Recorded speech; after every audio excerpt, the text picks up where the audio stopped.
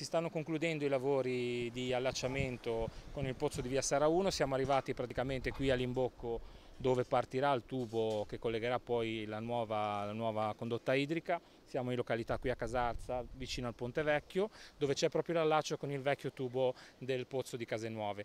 E qui stanno ultimando i lavori anche di rifacimento del marciapiede, che è stato momentaneamente rotto per poterci far passare il tubo. È un lavoro cospicuo, è un investimento di quasi 800.000 euro fatto dall'ATO, quindi diciamo, l'ATO, che è l'Unione dei Comuni della provincia di Genova, ha dato mandato alla società acqua potabile, alla SAP, di realizzare questo intervento.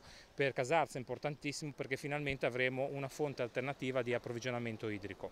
Ricordiamo che è un intervento che, se fosse già stato funzionante nel 2015, avrebbe evitato i problemi dovuti all'inquinamento di una falda. Certo, perché avremmo avuto la possibilità di collegarci con un'altra fonte di approvvigionamento, per cui in quel momento lì abbiamo visto quanto è importante avere la possibilità di attingere l'acqua in più fonti, quindi finalmente Casarza dopo 60 anni avrà la possibilità di avere un'altra fonte. Completato, si può dire, l'intervento sotterraneo con la posa delle tubazioni, si stanno completando i marciapiedi, resta da riqualificare comunque la pista ciclabile, che faceva parte questo dell'intervento complessivo. Sì, certo, abbiamo chiesto alla società acqua potabile, che è colei che ha dato l'appalto dei lavori, di sistemare il tratto di pista ciclabile interessato dai lavori, che è quello che va proprio da qui, davanti dal Ponte Vecchio, dalle scuole elementari fino al confine con Francolano. E ci sarà una sistemazione, una manutenzione della pista ordinaria, quindi non chiediamo che venga rifatta, ma chiediamo che venga